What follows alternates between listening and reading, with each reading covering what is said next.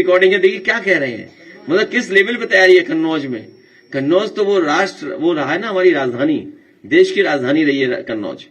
सम्राट हर्षवर्धन महादानी, जिन्होंने कुंभ को आयोजन का शुरू किया था, तो जो सम्राट हर्षवर्धन की प्रतिमा हटा सकते हैं कुंभ स्थान से, वो बोट क्यों नहीं हटाएंगे?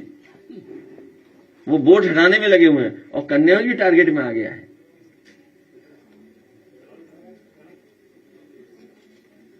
और मैं पहले भी बता चुका हूं कि पोस्टिंग ट्रांसफर समाजवादी पार्टी। हाँ चलाइए इस ऑडियो। मैडम एक ये शिकायत आ रही है कुछ बूथों पे, जो FIR फॉर्म है जिनका 2003 में नाम है, उनको भी C कैटेगरी में फीड कर रहे हैं, अपलोड कर रहे हैं BLO। जो जी इसके लिए हम एक्चुअली एक मीटिंग भी करना चाह रहे थे जी ऑफिस में। इसमें दरअसल बात ये है, अगर आपके हो कोई और कार्यकर्ता वगैरह तो उनको बोलिएगा, उनको भी अगर ये डाउट हो तो ऑफिस में आके मिल लें, इलेक्शन ऑफिस में। इसमें दरअसल बात ये है कि जो मैपिंग होती है ना, मैपिंग जी 2003 और 2025 की, जी ये 2 इलेक्टोरल रोल्स है जी, एक 3 का एक 25 का।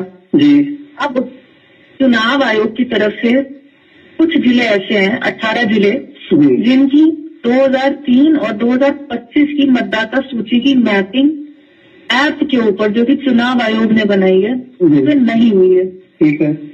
हमारा जनपद उन 18 जनपदों में से एक है। जी तो अब जैसे ही जो हम वो गणना प्रपत्र को फीड करते हैं ऐप के ऊपर, जी, तो अब गणना प्रपत्र में तो 2003 का डाटा दिया हुआ है, तो हम उसको A या B कैटेगरी में डालेंगे। जी जी।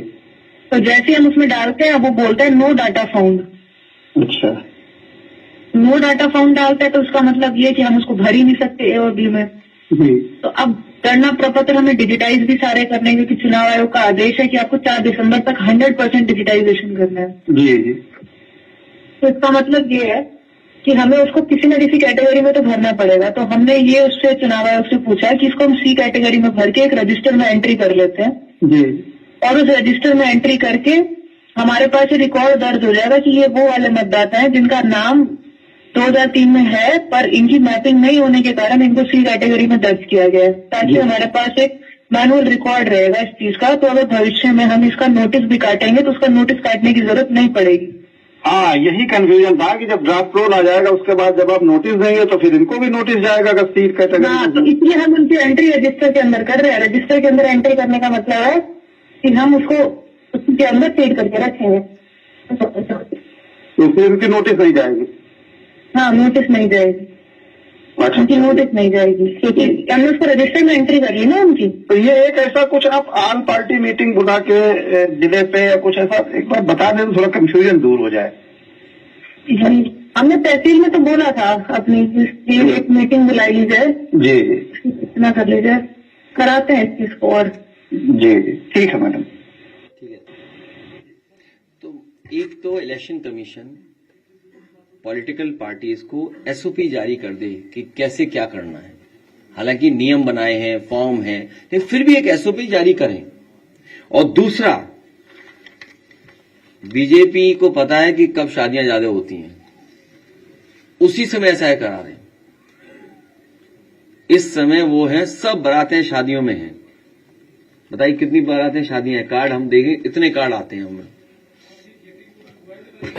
और इसी समय जानबूझ के किया जिससे कि यूपी में वोट कट जाए। तो हमारी मांग यह है कि SOP के साथ साथ SIR के लिए समय बढ़ाया जाए कि यूपी सबसे बड़ी स्टेट है, सबसे इंपॉर्टेंट स्टेट है, पॉलिटिकल इंपॉर्टेंट स्टेट है। और यही स्टेट है जो प्रधानमंत्री बनाता है, यही स्टेट है जहां प्रधानमंत्री जी हैं और अधिकारी किसी और के कंट्रोल में हैं। तो समझ लीजिए अधिकारी क्या करेंगे हमें।